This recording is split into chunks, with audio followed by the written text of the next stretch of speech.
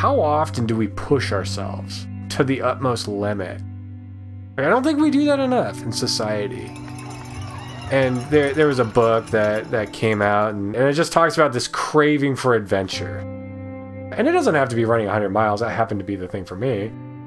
I think that's the why. You know, a lot of people, you graduate from college, that's the last time you push yourself hard. And this is an opportunity to get out there and do it again. And like, hey, I'm going to train for 6 months, and I'm not sure I'm going to finish. Like, when's the last time you did anything like that? That's the voice of my friend Brian. He's a husband and a father of 3. And although we didn't get to cover too much of this part of his life in the podcast, having known Brian for the better part of 5 years, I know firsthand that he puts his family first and foremost. Still, you don't know Brian, really, until you hear his stories about his running tenure. From his cross-country days in middle school and high school, running his first ultra at the very young age of 20, having run more than 30 races since, 25 of those races in the ultra category, and 3 of those being 100-mile races, with more than an impressive 15 first-place wins and an overall total of 22 podium wins. He's run everything from Boston to the Western States 100, and that only scratches the surface. He's humble and doesn't recall the amount of times he's won races, and he's the type of guy you'd want to meet at the start line, chat while running alongside for any miles of your ultra, or see firsthand him cross first at the finish line. There's a lot we talked about, so let's get into our lighthearted conversation with my friend Brian Vandenburg. Thanks so much for joining me for the first Time to Run podcast episode. I'm excited to be here. Thanks for having me, Joel. Absolutely, brother. Yeah. So I'm just going to start with a fun question. I actually sent you a few of these questions, but now it's like I added a bunch of them. So I'm going to do a couple surprises for you. Okay, let's ones do it. you couldn't prepare for. Let's do it. So what's some of the weirdest things you've heard at the start line? Could be like something that someone said to you or something you overheard or saw. I think, weirdest thing, warming up before an 100-mile race or a 50-mile race, even a marathon to a certain extent. I'm looking at these people.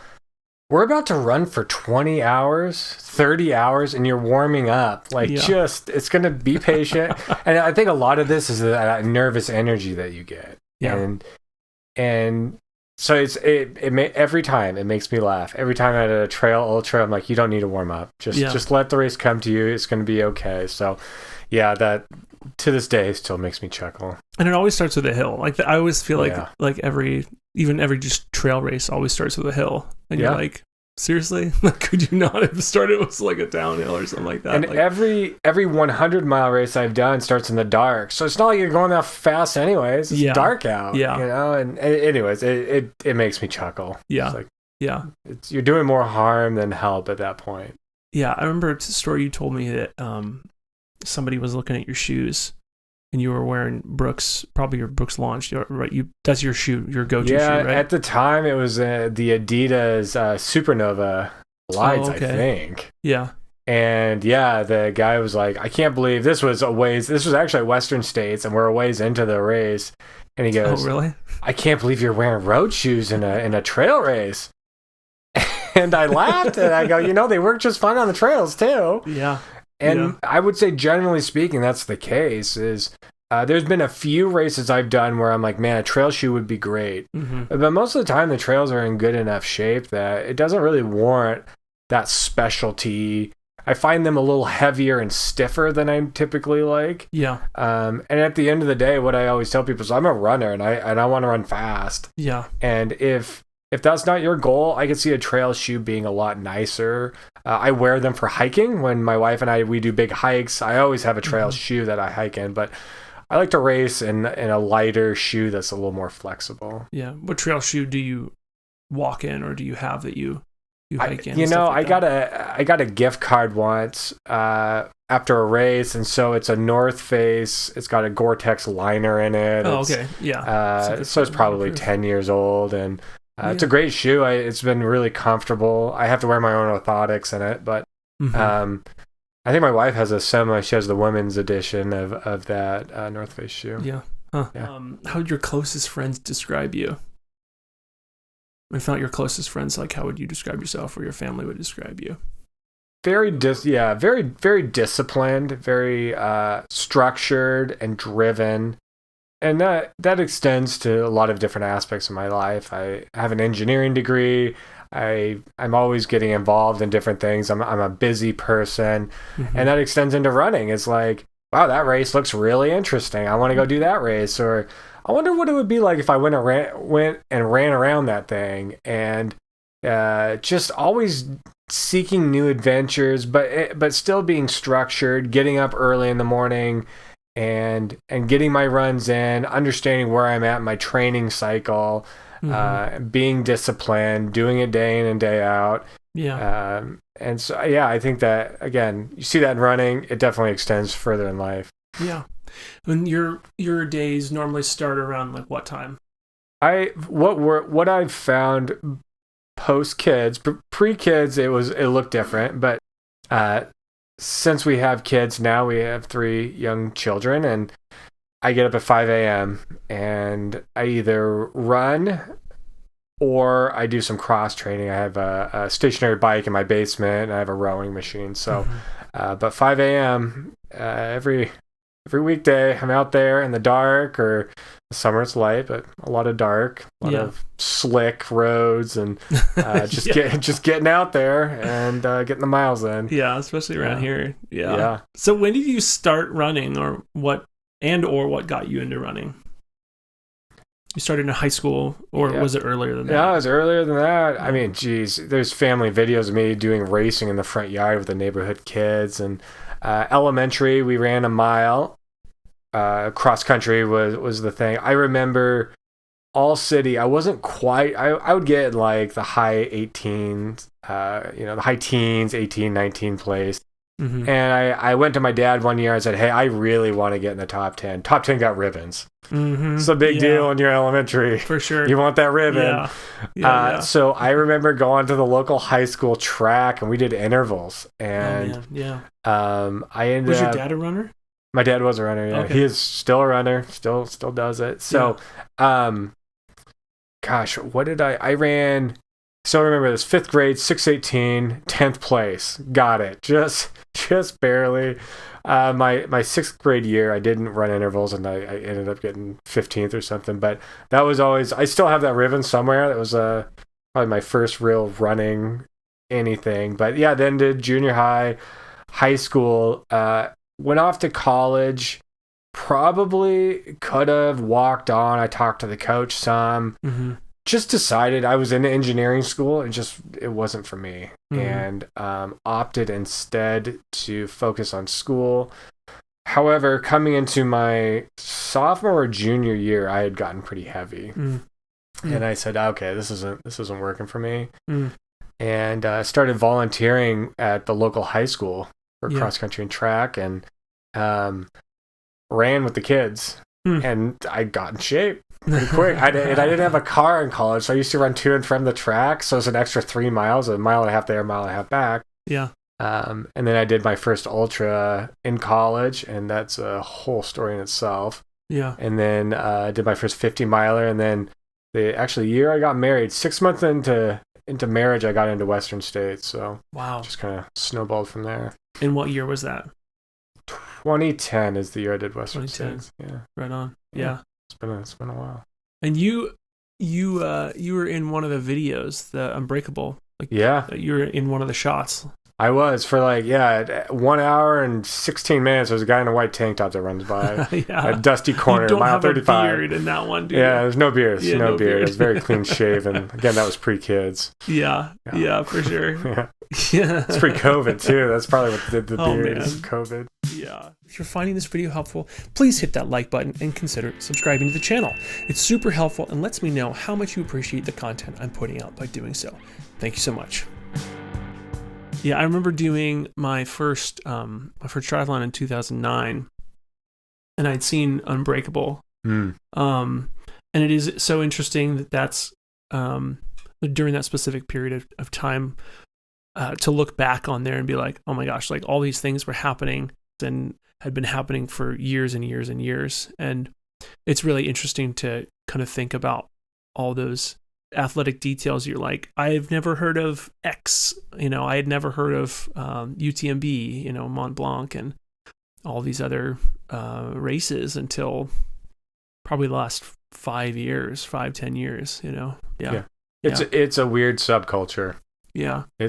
You get to these races, and my wife's she would call herself a recreational runner. She runs, but she's done a half marathon. That was her longest. Mm-hmm. But even she'll say, she's like, man, this is very different. This group is very fit, and it's a weird subculture, definitely. Yeah, for sure. Yeah, my wife had done a walking half marathon, and she was like, I did it. And I've asked her since then, I was like, would you ever want to do any more of that? She's like, nope, did it once, that's it. I'm never going to do a half marathon again. Yep. So you've done how many ultras? Because we'll get into Western States here soon. I don't know, maybe 35 or 40, somewhere in that range. Oh, wow. Yeah. A lot. Mostly in the Pacific Northwest or inland Northwest, or? Yeah, I've traveled some. California. I went to one in Wisconsin, one over in Vermont, Salt Lake. So I have traveled, but yeah, I'd say primarily in the Pacific Northwest. What was your favorite beside Western? Like, you can't say Western, but what was your favorite? Western was for sure. And Boston, but like those are the Boston Marathon was just incredible. Yeah. Outside of those, maybe the race I'm the most proud of that I ran was Wasatch. It's the Wasatch Front, which the Wasatch Front mountains are the mountains when you fly into Salt Lake. Those are a huge mountain range. Those are the Wasatch Mountains. And I had a really long day for me out there. My stomach went sideways on me. There's a lot of climbing. It was probably the lowest I've gotten in an ultra. Oh, man. And just to gut it out and to slip under 24 hours with 20 minutes to spare, like, it was a long night out there. I'll just put it that way. And so I was really proud of that finish. One of my favorite runs, though, and they don't really run the same course anymore, is called Le Gris. And it's over outside of Glacier National Park, and it runs along this reservoir for 50 miles. And I remember the first time I did this race, you drive out on the road. It's the course. You run this gravel road. And we drove out the morning of to the start line because we stayed in the city. And I just remember, this is insane. It took us an hour and a half to drive the 50 miles out on this. And I was just thinking to myself, I'm going to run this? There's no way. There's no way. This is such an insane idea. You drove the entire route? Yeah. Oh, wow. Yeah. Oh, my gosh. That would psych me out. I feel like that would be so hard. Yeah, it totally is. And it's in October, so all the tamaracks are changed. It's just gorgeous. And I love running in that temperature, that fall, where it's real crisp in the morning. Oh, yeah. And you're down to like short sleeves and shorts by the time the sun comes up. And 50 miles is a great distance for me. Yeah. You don't have to deal with the headlamps and all that stuff. So yeah. Really, really enjoyed that Le Gris run. They still run it. It's an out and back now, which wasn't nearly as fun as a point to point. When do you think that they changed the course? The race director stepped down, and the new race director owns like a mercantile, and so he moved it closer to his store, which makes sense for him logistically for sure. Yeah. But so it was probably, I don't know, maybe 10 years ago or so they changed the course. Was that the one where you weren't sure what place you were in, but you were with someone else and there was like a wrong turn? That was River Run. That was River Run? Yeah. Well, I thought it was like you had like made it. You got first or something, like first place. Was that the right one? That was, so River Run, actually two of them took a wrong turn. I yelled and said, hey, you took the wrong turn. And this is a pretty well marked course, but I had also run it numerous times, and I was hurting. I had my appendix out like 3 months prior, and I was just coming back, so I was a hurting machine. And they flipped around and they passed me. Well, somewhere along the lines, I took another wrong turn. Oh my gosh. And so I along the way, they're like, oh, there goes the winner or the leader. I'm like, no, there's two guys in front of me. I get to the finish line. Sure enough, No way. they somewhere got lost again. I was like, well, I can't help you then. But yeah, they definitely. So I ended up racing that guy later at La Gris, the same guy. I was feeling a little healthier at that time, but yeah. So he did run that course with me. But Interesting. Yeah. Do you tend to see people that you've seen in other races a lot? Oh yeah. Yeah, and you'll kind of. It's such a small community. You'll be reading about these people, and then suddenly you're right next to them. Yeah, you're like, this is weird. You're kind of celebrity, but you're not. You're just like a normal guy. And so you do. It's a, and they know who you are too. Where it's like, oh yeah, I was doing some research. You're the guy who hasn't run in a couple years, so they know exactly who you are. Wow. Just because they're kind of scoping out the competition, they're like, who should I expect out? Where we are and around where timing wise where we would be. So, is that just done? Are they saying that they do that on like Strava? You can go. There's a website. ultrasignup.com. Okay. And you can type in anybody's name and it will show their race results. And you can click on the race and it will link to certain races. And so you can say, oh man, that guy ran that race so fast and I ran that race so fast. So we should be about the same time, I think. Sure. And so you can kind of do some comparisons like that. Okay. And then you're like, oh, you're Ben. Yeah, I thought I'd see you out here, Ben. And so there's a lot of that goes on. Yeah. Definitely. Yeah. Huh. That's awesome. Have you ever DNF'd? One time. Yeah. I've won DNF. How'd that go?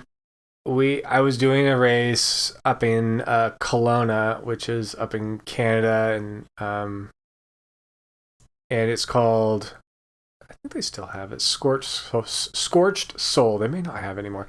From what I remember, and this has been a while, they switch the course every year to different parts, and Kelowna is a beautiful area. Yeah. Gorgeous. Love to go back. The particular course year that I ran, it was going to be an out and back, and I was running the 50 milers. Actually, it was a tune-up for one of the 100 milers I was going to do. And it was an absolute bushwhack. Like, man. You lose the trail, and again, like I keep saying, like I'm a runner. I'm not interested in this, like, these 200 or 300 mile hikes or these just gnarly courses where you're basically out there for 10 hours just hiking the whole time. Yeah. I want to be able to run and really push my body. And so that's not something I've ever really enjoyed. I got to the turnaround. I want to say, I can't remember exactly what it was. It was 5 or 6 hours. So halfway. My PR in 50 mile in a 50 miler is 6 hours for the whole thing, like 6 hours, 18 minutes. Okay. So I'm running at like, it was either, I think it was 5 hours when I reached the turnaround. So I didn't have enough food.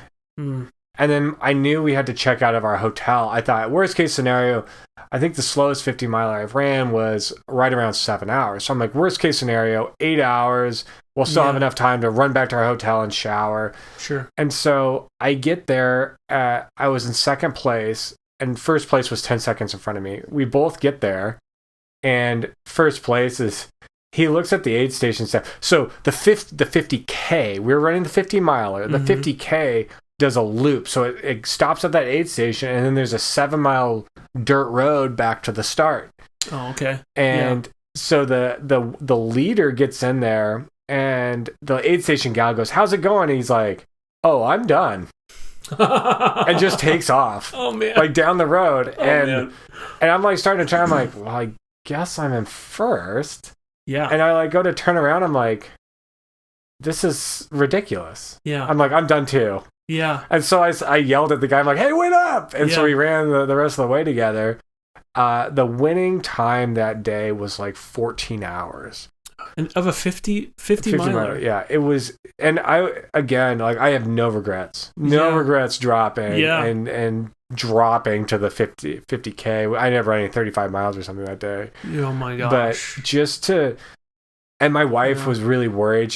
Because they radioed back that Brian and this other guy had dropped and were running back. And she's like, "Oh, is everything okay?" I'm like, "No, it was just the worst. It was just like the biggest bushwhack." So that's the only. So was it like a procured trail at all, or it was? I think it just hadn't been maintained. It was a trail. It was down there, but it was so overgrown. Yeah, I can't imagine how bad it was in first. The guy 10 seconds in front of me, sure, because he must have been just soaked going through the course first. Yeah, and then there's like the element of like, I'm gonna have to turn around now, and there's gonna be 100 people coming at me. Through this horrible trail. Oh, for sure. And I was just like, the fun factor is just gone. So that's the only DNF I have. Yeah. Let's kind of get into like more Western States questions. Yeah. For something like that, what's typically your like ideal nutrition plan for something like Western States? Yeah, that's a tough question because that's the one element I never felt like I nailed, that I nailed my nutrition. I can tell you what went really poorly. At Western States, I tried a product, Noon, which I still use. I still use Noon to this day. Yeah. What I found, and there's a lot of different science around this and a lot of very strong opinions. So what I'm gonna say, this worked for me. And if something else works for you, that's awesome. You should do that thing that works for you. Yeah. But with salt in particular, I find, especially when it's hot, I need about 800 milligrams of sodium, which you read some people and they're like, that's ridiculous. That's way too much. I know when I have too much because I can taste it in my mouth. Like if I have like 1200, I'm like, that's too much salt. So I can taste it. What happened to me in Western States is I had 2 water bottles, one with Noon, one without. And over time, I just lost interest in the taste of Noon. I was favoring the water. Yeah. And by the time I hit mile 50, I was starting to cramp. Yeah. And I was like, I lost probably an hour out there, comparing my time to some of the others. There's one guy in particular that we were running the same pace with the exception of this night. I mean, it was a beautiful stretch of trail, all like net downhill, wandered down to the river. And I lost about an hour just because I was cramping. Oh, I got to Devil's Thumb, which is at 50 miles. How are you doing? And you always lie. Oh, I feel great.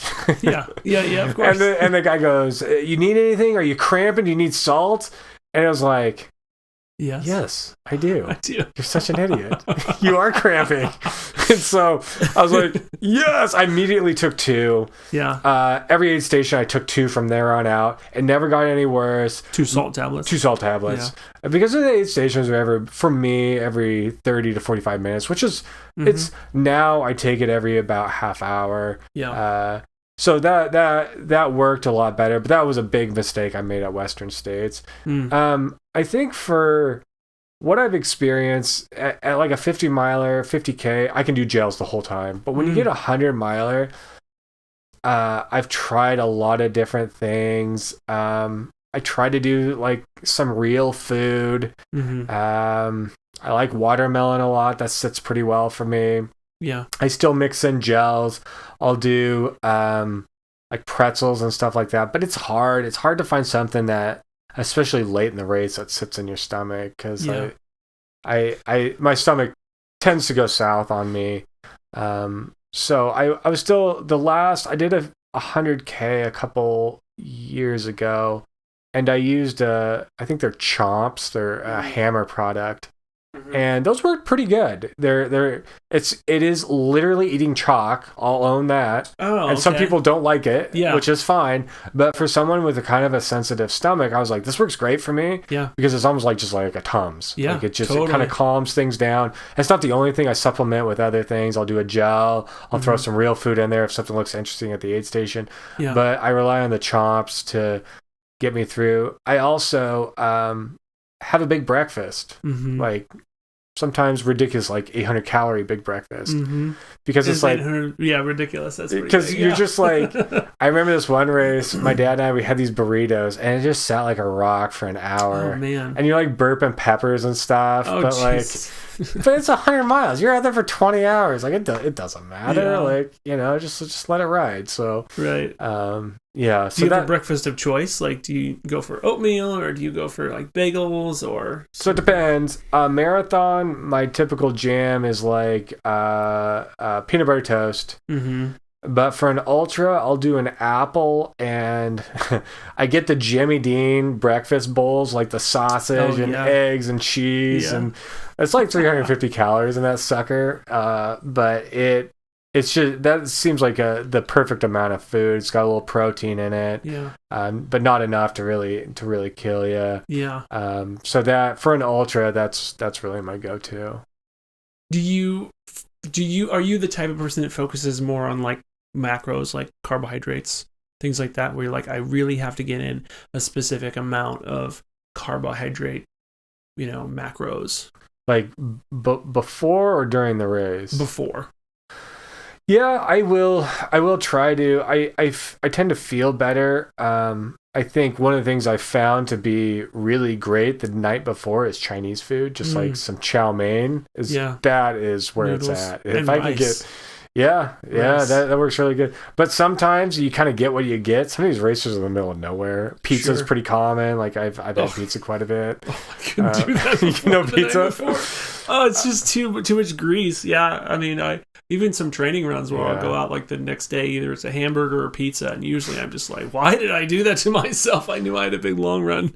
And I mean, usually if it's something like that, if I know I have to get in carbs, I'm usually just like bagels or rice and oatmeal. But that's just me. I mean, I don't claim to know that much about nutrition. And I always, the night before, I love having a beer. It takes the edge off. And I know some people are like, well, you're dehydrating yourself. It's like, it's a light beer. It's one. It's just something to take the edge off. Because I get nervous. And I do try to have either some Noons or some Gatorades, a couple of them, to make sure my electrolytes are up all the way before the race. I don't know anybody who has said something that outlandish. Like, that's ridiculous to say you're going to dehydrate yourself by drinking a beer. Like, everybody knows that's a go-to carb. That's a go-to carb. That's right. Yeah. I'm sure, you find a troll somewhere that will troll you. And Speaking of trolls, what do you feel like is the most, like the biggest misconception that people put on to like Western states? I think the question I get most often is why? Why would you do that? Somebody who's obviously not interested in running long distance. Part of it is like, well, because it's there. Yeah. And I think, and we're going to get a little philosophical here, but part of it is like, how often do we push ourselves to the utmost limit? Like, I don't think we do that enough in society. Yeah. And there was a book that came out, and it's probably late 90s, early 2000s, and it's called Wild at Heart, and it talked about like John Eldridge. John Eldridge, right? And it just talks about this craving for adventure. And I don't think we have enough, especially as men and then women too, but I'd say more so I find this with men, like they crave this adventure. Absolutely. And it doesn't have to be running 100 miles. That happened to be the thing for me. But I think that's the why. A lot of people, you graduate from college, that's the last time you push yourself hard. And this is an opportunity to get out there and do it again. Hey, I'm going to train for 6 months, and I'm not sure I'm going to finish. Sure. Like, when's the last time you did anything like that? Right. Yeah. So I think that's a really common, like, why. And then, the second question I get is when I talk about these is like, well, do you sleep? And it's like, well, I suppose you could, but the clock doesn't stop. Yeah. No. Like, I sat down at Western States, my first 100, which I would not recommend doing Western as a first. That was, you learn a lot on your first anything. And so I learned a lot at Western. I would have rather gone there and have a great day. I mean, I had a great day, but I had to have the best day you could. So I sat and changed shoes after the snow, immediately left the aid station. There's most snow and mud. I'm like, well, that was pointless. So that's the only time I've ever sat down at 100. Yeah. I've always just keep going, right? Yeah. do you run at night? That's another question. Yeah, you run at night, and you have to train with a headlamp. So I normally run a headlamp and a handheld, both very bright, but it just slows you down. Yeah. I remember one time I was out training at Riverside State Park with my headlamp, and I pulled into one of the main trailheads, and there's 2 park rangers standing there, and it's just pitch black. Yeah. And they go, "Hey, no good. The park is closed." And I'm like, "Jeez." And I'm looking around. I'm like, "Obviously." "Oh, is it?" "You can't be in here." I'm like, "Oh my gosh. Okay. Well, I'm not about to explain to you that I'm training for this 100-mile race. I guess get some headlamp time on the trails, but yeah. Okay, fair enough. I'll circle back when you're gone. Come by here again." So, that's another kind of common one. I think one thing that people underestimate is how hard it is to run downhill for that long. You're like, "Oh, it's downhill, it'll be easy." At 80 miles, you're so destroyed that you actually have to train downhill a lot because it just pounds your legs, and if you're not fresh. And I heard a story about a guy who did all his training. He's a guy from Spokane, did all of his training on flat ground. Oh no. And he was literally walking down hills backwards. Oh my gosh. By the end of the run because he's so destroyed. So oh geez. Yeah. It sounds like a mistake I would make. You got to get an elevation. I did. Yeah, the last marathon I did, I recognized probably like 3/4 the way through. I was like, I need to do a lot more elevation in my training block. It's just you can't expect, especially with when even if you're just going up 1,000 feet of total elevation gain throughout the entire race. I mean, it'll destroy you. Yeah. And I can't remember offhand. I think Western States has 21,000 feet of descent. And so 100 miles is a long way, but that's a lot of pounding. It's like, is it 18 up and 21 down, something like that. And so it's brutal. It's brutal. Yeah. And everyone would think that, oh, well, that's got to be so much easier to run. Well, if your muscles are there to support you the entire way, I'm sure. Exactly. Sure it is. Exactly. But if you don't have the muscles developed for downhill, then it's just a losing game. Yeah. Yeah. Yeah, that's intense. How was it like getting to the track at the very end? It was so cool. My sister paced me for 18 miles, and then my dad paced me the last 20. And he was really pushing 20 hours. And in the back of my mind, I thought 20 hours would be cool. 24 hours was the goal, for sure. Yeah. Everybody wants to... Absolutely. Everyone wants to do that. But in the back of my mind, it was really 20 hours. When I got to the highway crossing at 93, it was definitely in sight. But I knew it was going to be close. So I distinctly remember telling my dad at No Hands Bridge, which is 96.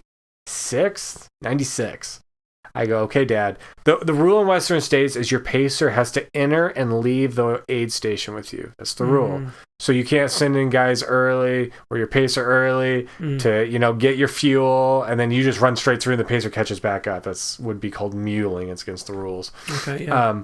So I'm like, okay, I'm good on fuel. I'm good on water. I don't need anything at No Hands Bridge. Yeah. We're close to 20 hours. Yeah. We're blowing through. We're not stopping. We got to go. Yeah. I don't want to miss this cutoff. Yeah. And I knew there was a hill up to Roby Point at 99. And so I'm like, we're just going to have to hit this hill hard. We come down. I could see No Hands Bridge. There's Christmas lights all over. It's dark. So there's Christmas lights everywhere. And my dad stops at the aid station tent, and he's like browsing the table. And I'm like... You're like, "Dad, oh Dad, my gosh, come on, Dad." You've been running for like 10 miles. I'm at 96. The clock is ticking, and I'm like yelling at I'm like, "Come on, Dad!" Either you stay. And I'm like going down the bridge. I'm like, and he's like, "I want some lemonade." I'm like, "We'll get you lemonade at the finish." I was so ticked. We pound this hill, and I don't know where Roby Point is. I've never done this. It's dark, and I see a light up ahead. I'm like, "How close until Roby Point?" Because Roby Point's 99. And he's like, "Dude, you're here."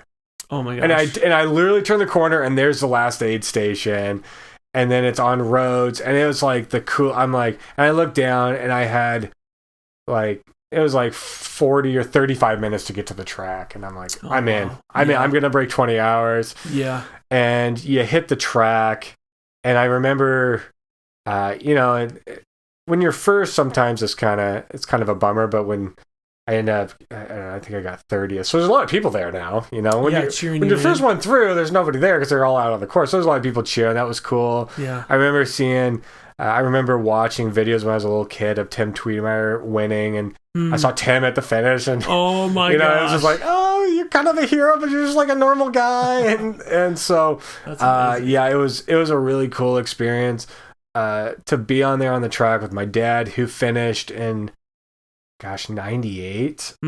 He broke 24 hours, and so did for him to pace me.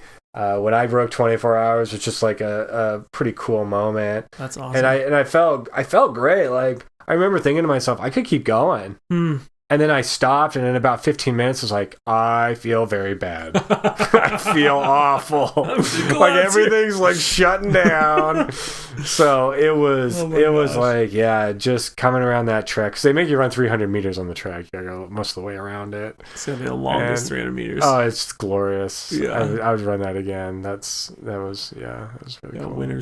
Winner's victory lap. Yeah. That's so awesome. That was awesome. Yeah, I can only imagine just going for that distance and having so many people cheer you, and must just be this just superhuman, unlike any other feeling in the world. Yeah. Just getting people to cheer you on. That's amazing. That's and so cool. to have your family there too, supporting. My wife was there, my parents, her parents, my sister was there. It was an event. We had a great time, so that makes it extra special when you get to share it. How do you broach the subject to your wife, especially having kids? You're married, things like that. How is it that you're like, hey, I want to run X amount of miles? Either it's a 50K, 50 miler, 100K, 100 miler. What does that look like? I remember when I got into Western States is hard to get into. And I applied, and I'm like, and it's even harder today than it was back in 2010. I applied not expecting to get in. I don't even know if I told her I applied. I don't know. Sorry, Whitney. Whitney, post some in the comments if he told you or not. He did not tell me. So Western States is how it's set up. The more times you apply, the more tickets are in the bucket. So first year you get 1 ticket, second year 2 tickets, third year 4 tickets, something like that. So the more often you put in, the more tickets. So I'm like, I just gotta get my name in, get the ticket. Like, I got in the first year. Wow. Just like, and guys go for like 10 years. Oh yeah. I'm like, there's no way this should have happened. There's no way this. I've tried since, never got in. Interesting. Yeah. I was very fortunate. Yeah. And so I was actually slightly nervous about telling it. We'd been married 6 months. I'm like, I've never done this. I don't know. She had been with me and crewed some 50 milers, so I mean, she kind of knew what this was about, but this was a whole new adventure, and she was thrilled, right? And so it was an adventure. And I haven't done a 100 miler since we had kids. I did 100K a couple years ago. I was going to try to get in Western States again. It was something I was hoping to do when I turned the big 4-0, but the realization was like it was too much on my family, and I couldn't run to the level I wanted to and like be a good dad and be very successful at my job. And so like I just like after that, and then to just add insult to injury, this 50K, we ended up getting, I will leave out details, but a norovirus, and I had the worst stomach ache. That was at Beaver Creek? That was Beaverhead, yeah. Beaverhead, yeah. And it was a miserable day. It's one of those bad dreams where these are the nightmares I get, like where you run slow and you just can't go. It's like slow motion running. And that's what it felt like. I just couldn't get rhythm.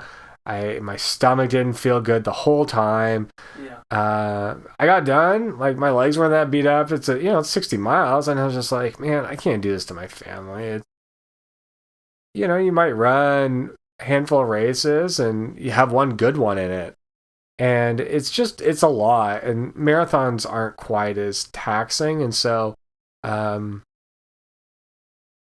that. And Whitney has never said anything. It's been more my thing. And what kind of dad I want to be and being not present, being present. And well, then just even at work, when I was training for ultras, my background's engineering. I'm more of a manager. So at the time I was doing engineering, which is pretty flexible. Now I'm more in management and it's not quite as flexible, but I would take a half day on Thursday and a half day on Friday. And I would go run, I'd get off at lunch and go run for 5-6 hours back to back. Wow.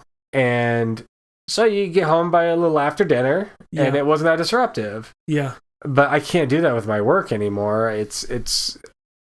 I wouldn't be a good employee. I wouldn't be, successful in the work I'm doing. It just requires a lot more time. And, even back then, that was a season, it was like 3 or 4 months of that. It wasn't all year. I couldn't do it all year, but I could make that sacrifice, but just with kids. And the big thing is, like, training's one thing, but you are exhausted. I was running 100 miles a week.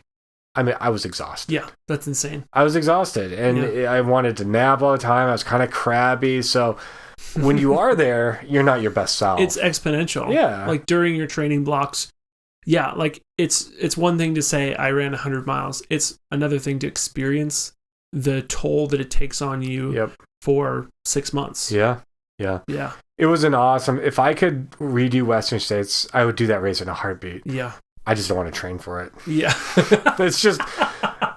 It's a lot. You have to sacrifice a lot of relationships, and it's just not, that's not the most important thing for me. Yeah. Maybe someday. Yeah.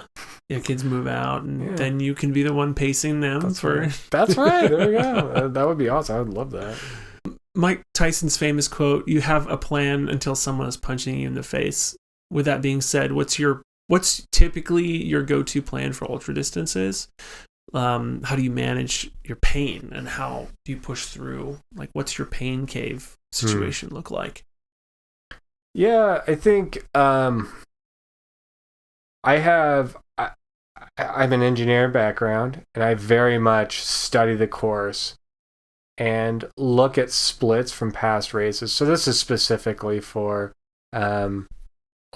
Marathons are a little different, but when I'm doing 100 or 50, I have a pretty good idea of kind of, depending on how things are going. Like Beaverhead, things fell apart. I was not on pace, but I know about where I'm going to be, because what I do in order to improve efficiency, I know my bladder lasts 2 hours. And so, like, I have it planned out, like, no water stop here. I need a water stop here. Whitney can meet me here, so I need food for 4 hours or 3 hours, whatever that is. So I have it all planned out. To come back to your question on pain, I'll do aid station to aid station when things get really rough. It's like, okay, we got to get through this section. I find that there's a marathon here in town that I've done a couple times, and I know the course so well that it's very easy for me. I actually kind of enjoy it, because I'm like, man, around this turn, we got a little up, and then we're going to, because I've ran that area so much. Yeah. So mentally, that's very, very easy for me. Yeah. So I try to get as familiar as I can with the course. Yeah. Read different race reports to get myself, like at Western States, I was telling you, I knew there was a hill up to Ropey Point. I knew that was coming. Right. However, coming to the highway crossing, there was another hill I was not ready for. And I don't know if I use bad words, but I was at a low moment. Yeah. But you just got to keep grinding, man. Yeah. And that's the thing, is like constant forward motion. Yeah. And sometimes I'll vary it up with music. I rarely listen to music until things start getting a little hard or uncomfortable, and then I'll play music for an hour or two, and then I'll turn it off. And or if I have a pacer, I don't listen to music. I enjoy having the pacer talk to me and kind of distract me and talk me through things and how you doing. You need to be taking water. So those are kind of different strategies. It does help. The more familiar you are with the course, the more that helps dealing with the pain, because you can kind of prepare yourself. Okay, I know this is going to be a tough section, but you're going to have a hill. If you run half the hill, you get the reward of walking the second half of the hill. So if you know the course well, you can play those games. It helps you kind of deal with it a little better. But running blind on a course, it can be challenging. You can do it, but I think it's easier when you've done a course a couple times. So with something that is new like that, how do you prepare? I mean, you can't drive Western states. Right. So are you studying elevation maps? A lot of elevations. Yeah. Gotcha. So, and I'll have an understanding, like Beaverhead, for example. I knew there was a scree field after a certain aid station, and it was pretty awful. And, there was a couple false summits. I knew we had to get to the top of this ridge. Yeah. And I remember the third time there's another summit in front of me. I was just like, come on. Yeah. I'm so done. Yeah. But then I knew there's this goat trail going down. And so another example is at Western States, you come out of Forest Hill at 62, and there's a long descent down to the river. And so in my mind, and I knew that. Yeah. And generally that's true. Is it the first river crossing? How many river crossings are there? I remember there being it wasn't a river. There's one significant river crossing. No Hands Bridge, rope. You cross it. Yeah, that's the rope. The rope. There's actually so much water the year I did it, we had a raft. Oh, there's one pretty early on. It's a pretty good sized creek that it was up to probably my knees. But yeah, so coming down to the river crossing, I knew it was net downhill, and it was good running. It would be, and I got to about 3 miles to the river, and I hit the river, and then it started going up. Not a lot, but enough to where I got frustrated, especially mentally. Yeah. And you're just like, so I can generally understand the big movements of the course. Sure. But if I went around Western again, I'd be ready for that. I'd be ready for that little climb up to the highway crossing. Right. Mentally, I'm like, oh yeah, I do remember this section. And so, or, oh yeah, this is going to be good running all the way down. So you kind of, it's a big advantage, I think, to run a course a couple times and to have that in the back of your mind. Yeah, it is interesting, especially with elevation, because I remember running in Portland a lot. And I never remembered. So when I went back there this last summer to do just a small training run in September, the marathon was at the beginning of October, I forgot how much freaking elevation is in Portland. Yeah. Like I ran it and I was like, oh, there's not that much elevation. And I don't know what it was, but between a 10 miler here, even with significantly more elevation, and just it's flat here, right? So we're higher elevation, 2,000 and 2,500 feet of elevation versus sea level there. That's what I meant by elevation. But the hills, the rolling hills in Portland are just so much more significant. Yeah. And I wasn't even doing the actual marathon portion, the running portion. I was just running the neighborhood that I had always run. And I'm flying for the first, 3 or 4 miles. And I'm like, actually, I think it was the first 6 miles, and I'm feeling great. I'm like, oh, this is awesome. Yeah. I love this place I used to run all the time. And then I hit mile 6 or 7, and I'm like, I don't remember there being this many hills. And just having to slog for the rest of it, despite it being at the very end of my training block, and me being like, oh, okay, I forgot. Yeah. And I need to do more hill training next time. Yeah. Do you typically run, what's usually the amount of elevation in a given run that you try to shoot for, if any? Or you just pick a route and you're like, this is my go-to route? Depends on the race I'm training for. When I was doing Western States, knowing there's a lot of elevation, I talked about those 5 or 6 hour runs. One of them would be actually, I try to get both of them at different mountains nearby. And I'd run 30 miles with, I want to say 8,000 vertical. So just getting big Which vertical. We don't have vert here? It would be multiple times. It was like 3 reps. Down. It was 3 reps. Yeah. Okay. So it's a lot. And then one of them was like 24 miles with 5,000 vertical or something like that. Yeah. So yeah, I would do different things like that. But if I'm just doing a marathon, I find that strength is more important for me than speed. And so I try to do a hill day and it's not fast. It's just, I think the hill I have near my house is about 300 feet. I'll try to get 3 reps on that over 7 or 8 miles, something like that. So it's about 1,000 vertical on that. But that's a hill run for me. Yeah. And then I know what hill you're talking about. Yeah, it's a good hill.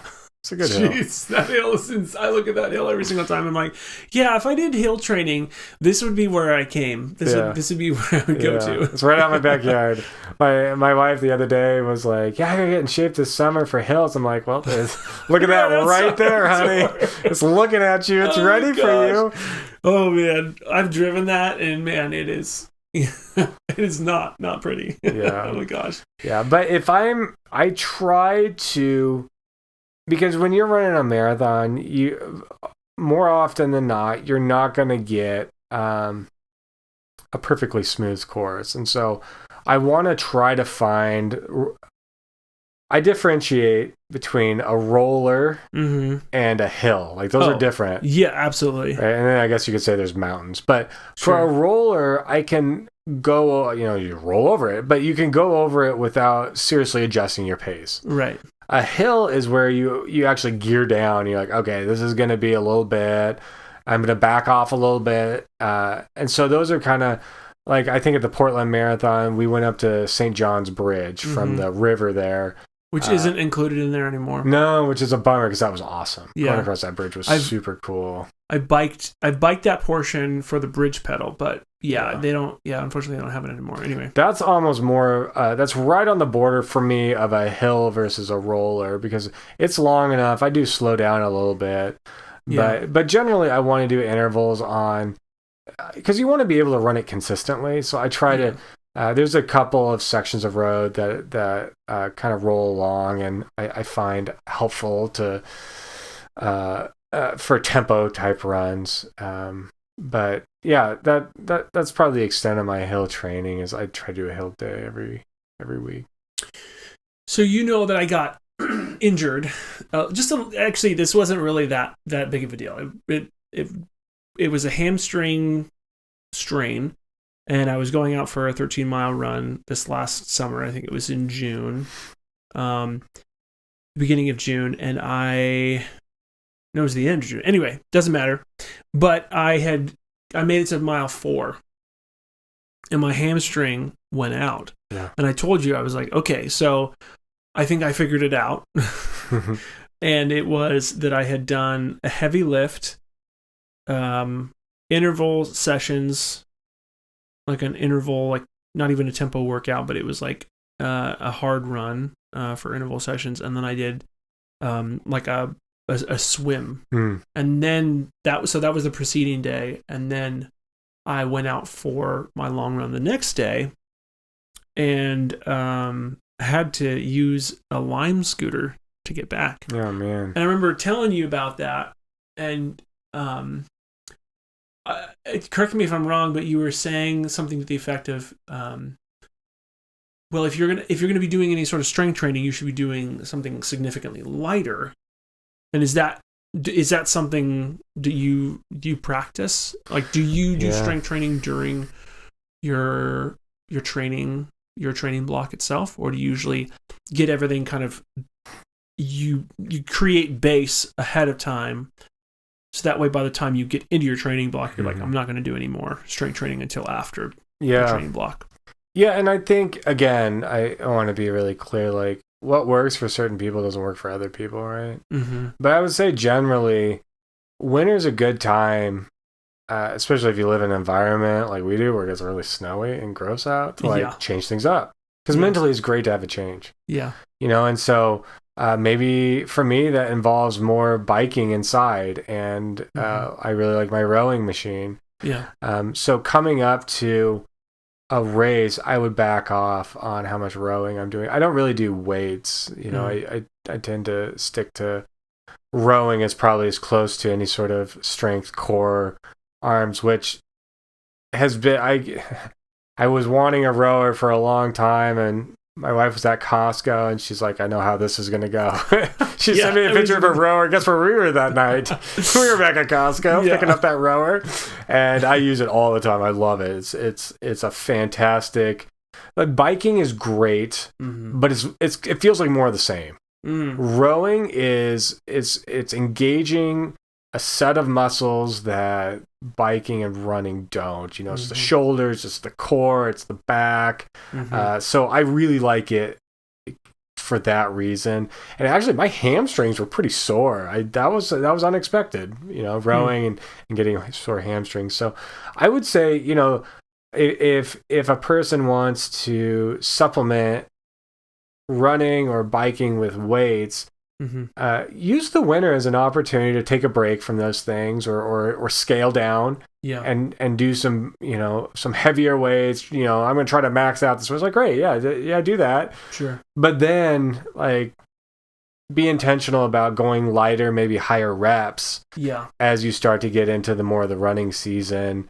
Some people can do both.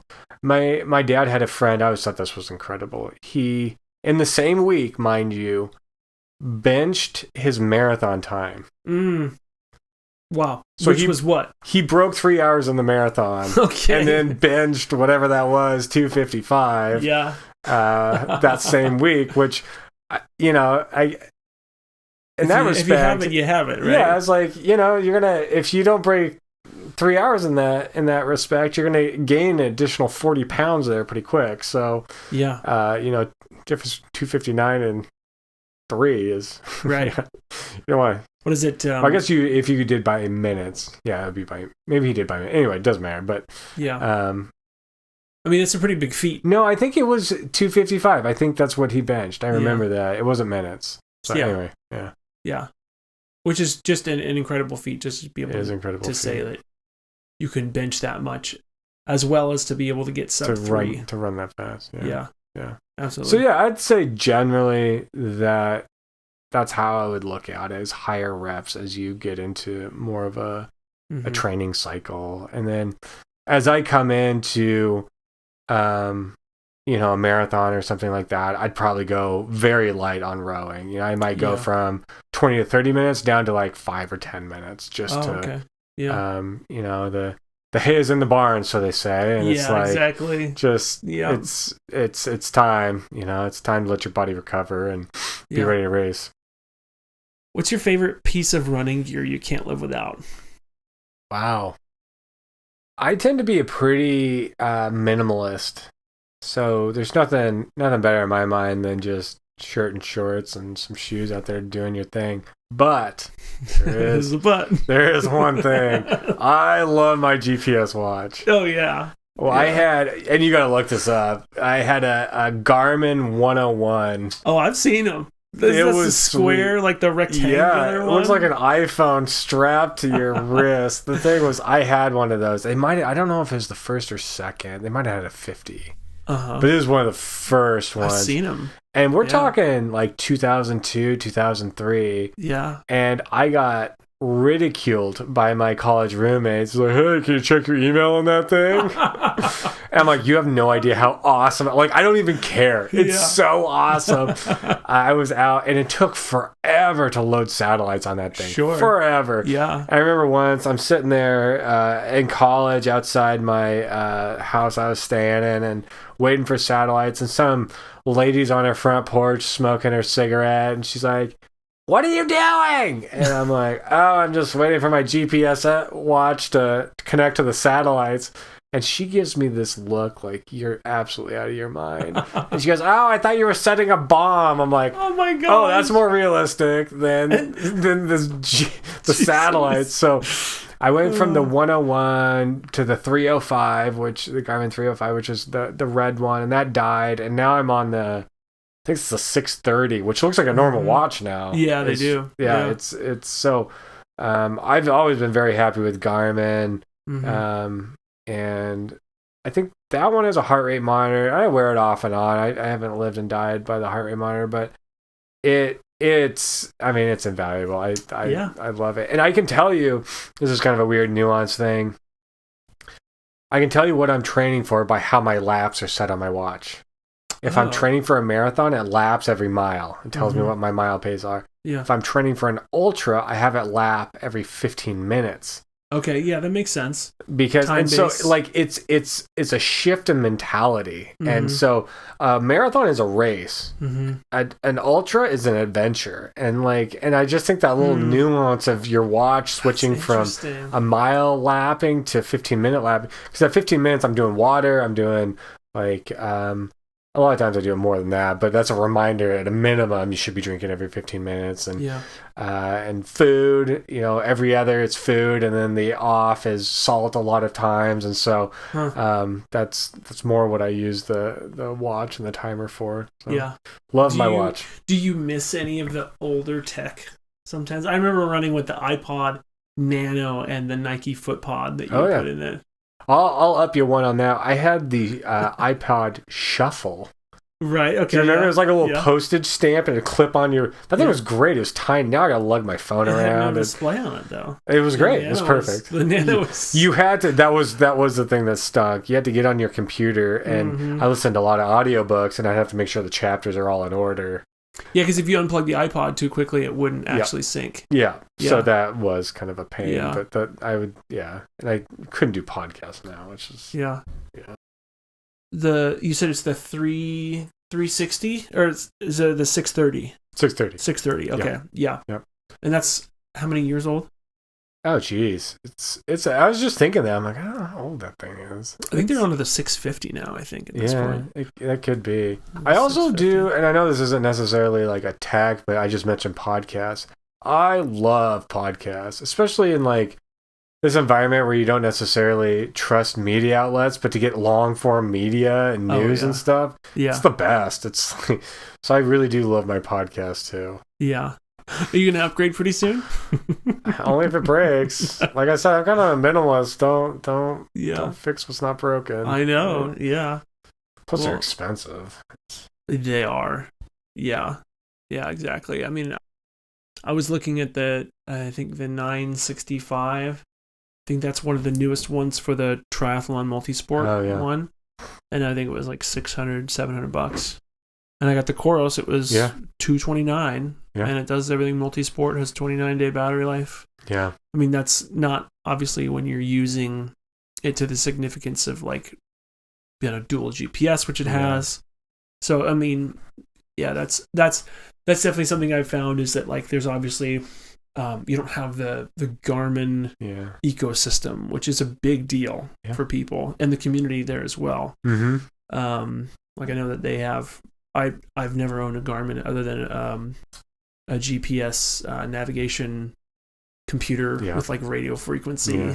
You bought at REI. Yeah, nice. But yeah, the community alone is a pretty big deal to people, and to switch out of something like that, it's like switching out of something like Apple. It's like the ecosystem is there for you and you get used to it. And I mean, I wear both of these watches sometimes on the regular because this is because it looks cool.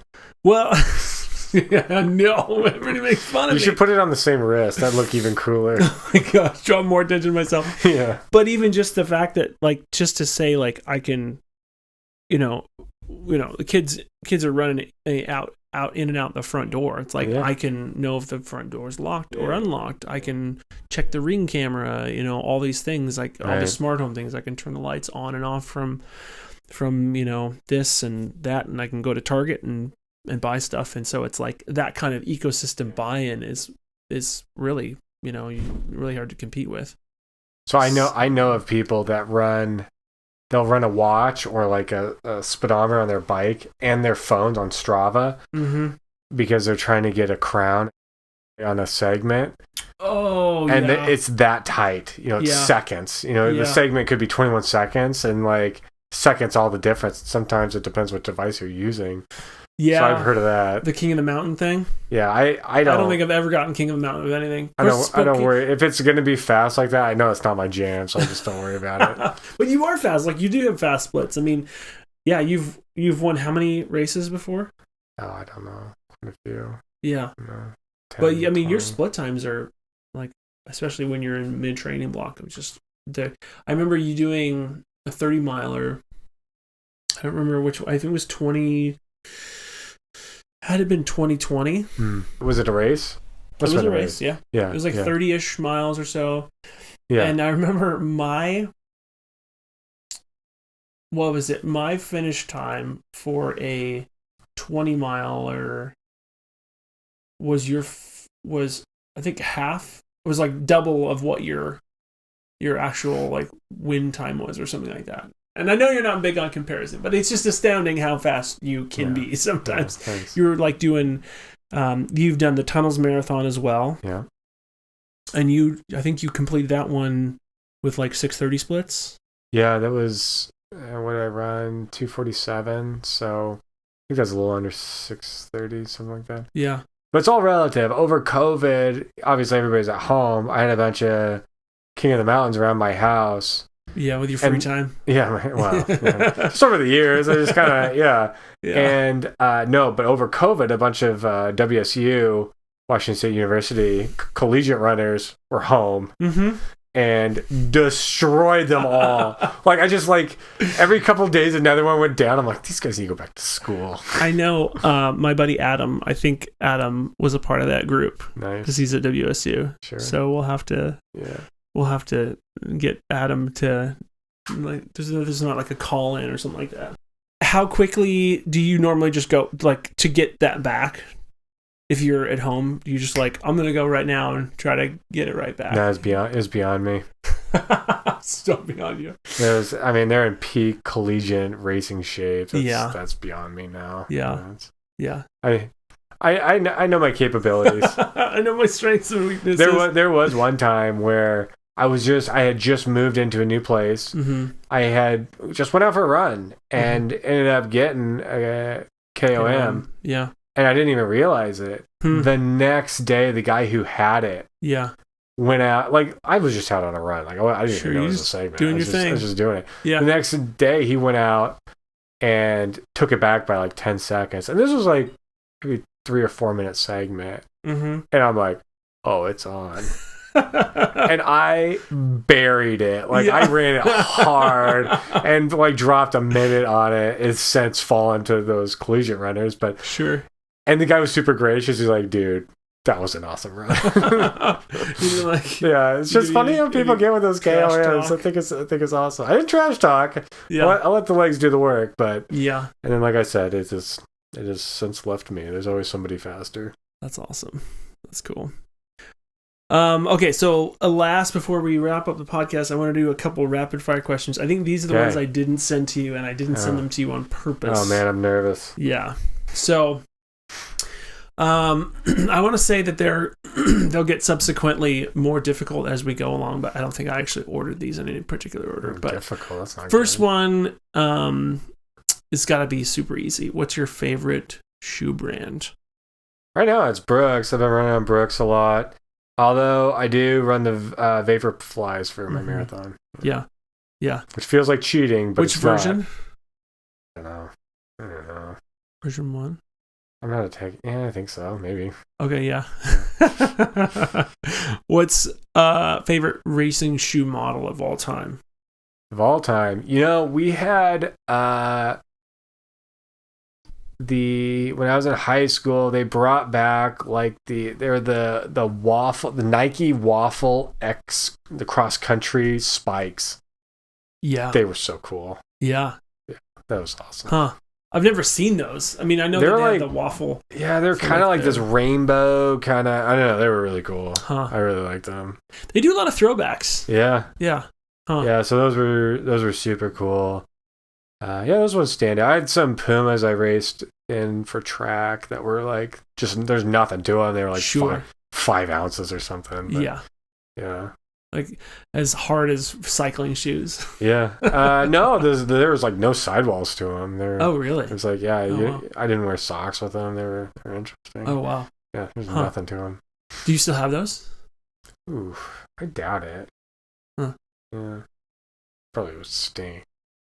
Yeah, I've thrown a couple pretty pretty gross. Yeah. Yeah.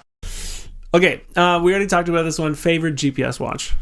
The 101. I mean, if you guys haven't checked out the 101, go check it out. I think it's great. That's awesome. So favorite distance to race? I think my best distance and the races I've enjoyed the most were 50 miles. 50 milers. It was it's like I said, it would take me in between 6 and 7 hours to run 50 miles. Mm-hmm. And which is insane. Which, like, you start early in the morning, you're done by 1 or 2 o'clock in the afternoon. It's just a nice. Yeah. I also just thought, like, my PR in 50 miles is 6:18. So for a 25 miler, that's 3 hours and 9 minutes back to back, which is, it's like a 3:15 marathon back to back, which I always thought, like, insane. For someone who ran a 2:47 marathon, to be able to run 3:15 back to back is pretty incredible. Yeah. So I always thought that was a really good distance for me. I think I was I don't know if I got in the top 10 fastest 50 mile of the year when I ran that, but somewhere top 20 maybe. What's your favorite 50K? What was, if it still exists? Favorite 50K. Or 50 miler. Oh, 50 mile. I really like that Le Gris one. I didn't run that many. I went over and ran Ice Age in Wisconsin, which was totally different. It was on the old glacier moraine, so it was literally rollers, but they're like 10-second rollers. Like, it was way different. This is great. So it was really flat. Yeah, it was an adventure. You're out there. It was a total adventure. So that one was cool. But I can't really think of any of the other ones. It's on a glacier. Well, it's the old, like, leftover gravels and stuff from the glacier. Okay, yeah. So it's, like, all kind of wavy. Yeah. It's not totally flat. Yeah, but it's also not an ice cube. No, it's not ice cube. Okay, yeah. No, it's dirt. Okay. No. Oh, man. It's called the Ice Age 50 miler. That's cool. That sounds fun. It was a fun one. Yeah. Have you ever done a backyard? No. I've looked at them, but I never did one. Yeah. Yeah. Okay, so favorite race memento. Oh. Well, I brought some today, but it's got to be the silver belt buckle from the. Let's see it. Let's show it to the camera.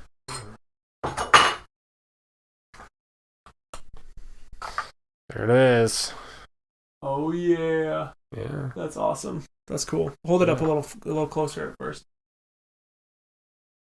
Yeah, that's perfect. That's great. Yeah. So I once told my wife, if the house burns down, grab the belt buckle, honey.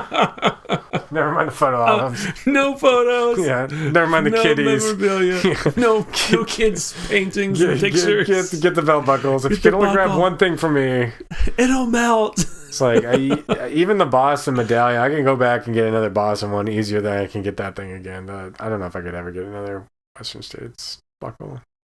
It's just hard to get in. Yeah.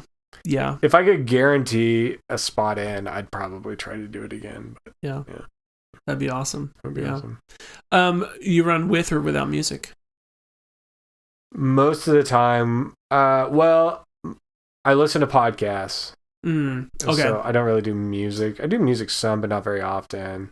So yeah, and I think the big question behind that is just because music has a tempo. Yeah. Right?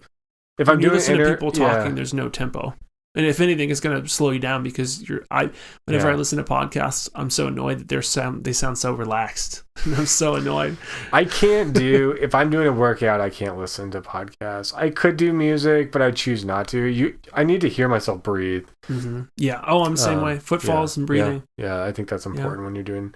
I had a friend once who she was listening to music on all her training runs, found out at the race, I don't know, it wasn't a marathon, but the race, she could listen to music. Yeah. And she's like, I don't even think I could run without music. I'm like, okay, well, you'll probably be fine. Yeah. It's... Yeah. Yeah. I remember doing Bloomsday the very first time, being like, I can't listen to music, which I'm pretty sure you can listen to music. I don't think anybody's stopped. I don't think I've ever seen anybody be stopped for listening to music. No. But that was when I had been running with music pretty consistently. Yeah. And now, after the very first marathon I did, I just don't. I don't ever. Like, I don't even listen to podcasts anymore, just because I remember trying to listen to a Believe in the Run podcast, and they just sounded so relaxed. And I was like, I am so annoyed. Yeah. I'm doing. And I think, I mean, you had obviously said, even if you listen to music, you don't listen to music during your like interval sessions. Right. Like your speed a lot of times race. I don't, yeah. Yeah. Try not to. Yeah, probably not even tempos either. No. Yeah, favorite vacation spot to run? My parents have a cabin about a couple hours from here, and so I've got all kinds of loops. There's one in particular that's ominous. It's like, even amongst the whenever you even say the name, it's this canyon, and you say, "Oh, I'm going up the canyon," and it's like, "Oh, you think you're in pretty good shape, do you?" That's awesome. So we have some really fun loops out there. I also worked in Yellowstone National Park for a summer, and that was some pretty awesome running. Wow, that'd be amazing. It was really, really cool. Yeah. Any tropical places you like to run? Tropical? Yeah, I went to places. We honeymooned in the Hawaii Islands, and we did some running over there. And I remember one time, like, I'm out on this run and just stumbled upon this beach, and there's a lot of people there, and they're giving me a look like, you're not supposed to be here. I'm like, I'll be turning. Turn around. I'm gonna go this way. Actually, I was just leaving. So it was like, okay, I don't think I'm supposed to be here. Oh man, that's funny. Favorite gels brand? Goo, Hammer, Cliff, Honey Stinger. I use Goo, but I also use Hammer a lot. Either one is fine.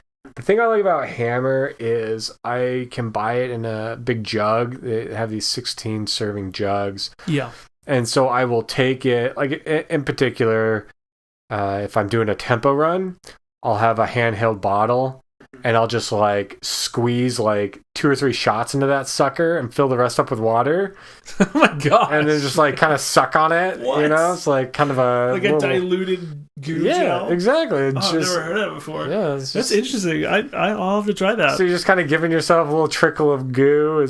But even when I was doing my ultras, you can get these little flasks. I think they're 5-shot flasks. Yeah. I'd fill 3 up with gel. Mm-hmm. And then 2 shots up worth of water and mix it. Yeah. So it's not, you don't have this, like, it goes down a lot quicker. Oh, for sure. And it's just, it's much, much easier. Well, that makes sense. I don't know why I haven't thought of that. Because, like, you can take, 8 gels out at a time, depending on how long your run is? Yeah. Because I do the same thing, where I put water in one, and I have usually, like, Propel in the other, or Gatorade in the other. But, like, if you have all your gels in one, you're literally saving yourself so much hassle between the water. Yeah. And I'll even use a flip belt too. Sure. And so I might have like 5 gels in my flip belt plus my water. Yeah. And just putting it into one, or just get a couple, like, small, like I said, 5 or 6 ounce bottles and having like 3 gels in each. Like, I do that. Yeah. That's a great idea. I like that. Yeah, so I'll do that. Okay, so what's your favorite go-to mid-run or mid-race fuel? Hamburger. Like an ultra? Ultras. Oh man, you did Boston too. So what was just gels? I'll do three gels. Yeah, I do. Makes sense. But in a marathon, I'll try to do every 45 minutes. I'll try to do, which is a little long. I can start to feel at 40 minutes. Yeah. I just don't want to carry that many gels, and then I always worry about my stomach. They say every half hour, but and you had said at some point, I think you would recommend it, just put a gel in your pocket. Yeah, I have 3 in my pocket. 1 gel. Yeah, and then you restock them as you go along. Yeah, I'll do genius. That was such a great piece of advice. It depends what they have, what they stock. Some of them do like the honey stingers or whatever. Is not my thing. Nobody likes honey stingers. Well, that's not true. Somebody does. Somebody out does. There. And good for you. Money. If you love honey stingers, that's great for you. But I am very cognizant of what they have on the course, and sometimes it's fine. But it's also like I need to know which aid station I'm going to be at 45 minutes and an hour and a half. Sometimes that doesn't line up with where they have the gels. So for me, it's 3 gels as a marathon, and I can normally carry that in my shorts. Yeah. Preferred drinks for the races, noon, Gatorade. During a race, I just drink water. Yeah. I'll have I do the Gatorade Zeros like before and after. Yeah. Or like noon. the Propels. Is that what you're talking about? 0 calories? Gatorade Zeros. Gatorade Zeros. Those are good. I like those ones too. Or the Powerade Zero. 5 calories or something like that. Yeah, I'll there's Hammer makes a Recoverite that sometimes I'll have if I can't eat. I always try to eat within a half hour of running. Yeah. But if I can't do that, then I'll hit a Recoverite and then come back and eat. You ever tried like Goose mixed drink or Tailwind or guys like that? I think I've tried Tailwind before. It was okay. They have it in the River Run. Yeah. It's an interesting taste. People love Tailwind. Yeah, I'd have to go try it. Like at 5 or 6 hours, everything's different. Yeah, I know. Everything's different. A marathon's one thing, but when your body's shot and your stomach's shot, everything's different. Yeah, I feel like I like savory after that much amount of time. Not obviously ultras. I've never done an ultra, but after that extended amount of time, I mean, I like Cliff has a really good raspberry gel. Yeah. The funny thing with that is that they always have this thing that they call it's like a tear off piece, but like the top stays with it. Oh, the leash, like the litter leash. Yeah. I always rip through it. I always rip through it. Too much power. It's too much strength. Yeah. Like every single time without fail, I'm like, okay, let me try to finagle this one a little bit better. But the leash always comes off. Yeah. What is your favorite cheat meal or food kryptonite? Ooh, it's a tough one. I really like those Dot pretzels. What? You ever had Dot's pretzels? Dogs? Pretzels? Dots. Oh, Dots. No, not dogs. That sounds. You shopping at PetSmart? Yeah, I am a snacker, like 100%. And actually, right now I'm on a quasi sugar fast, but and that's can be tough. Yeah. A coworker had donuts the other day. I'm like, those do look good. What is your impetus? What's usually the time when we're like, I need to sugar fast? For me, it's like, hey, I'm coming into like a marathon, and I'm going to do this for like 6 weeks or 2 months to really get into. This time, I had a big kitchen remodel I did last year and did not run a lot during that. So I was a little busy. Yeah. And so just feeling like, hey, I want to jumpstart getting into shape, losing weight a little quicker than normal. Yeah. And then I'll get to a certain point where I'll kind of stop. And then once I get, so I've got a spring run I'm doing, and then I'm going to go to the Chicago Marathon. And so when I get closer to Chicago, I'll probably do the sugar fast again. So you got in the lottery? I qualified for Chicago. Nice. That's awesome. Yeah. Okay. Yeah. I didn't write this in here. But what is your favorite, like most influential book or like author? Ooh. For running specifically. Influential. Like there's like Matt Fitzgerald and other authors like that, like Ryan Hall. Yeah, I haven't read a ton. There's a great book by Don Cardong, Hills, Hogs, and Ho Chi Minh, which is actually he writes about. Have you ever read any Don Cardong stuff? I think wasn't he the guy that went to Africa for a little bit and like ran with the Kenyan runners? Maybe. So Don got 4th in the Olympics in '76 and founded Bloomsday. Oh, and, okay, yeah, no, different. Yeah, so he ran at Stanford. He's got an English degree from Stanford. He's a great writer. He's hilarious. So he ran Le Gris, and he's got a story about it in there, and it is so funny. So Ho Chi Minh is, I probably pronouncing that incorrect, but it's a city in Vietnam, and he ran, I think, the first marathon with it reopening since the Vietnam War, basically. Oh, wow. So it talked about him going over for that, and he's such a funny writer, so I enjoyed that. I'd say inspirational. I mentioned my dad ran Western States. I grew up watching the Western States movies from like the 80s. And so like these Jim Kings and Ann Trayson and Tim Tweedmeyer, like those are my heroes. People nobody's ever heard of. So I almost knew the course just from watching that over and over and over. And, oh, wow. Yeah. So yeah, I got indoctrinated pretty early. What's the nicest thing anyone has ever said to you during a run or a race? So the guy that I pulled back up, he took the wrong turn. I hollered to get him back on course.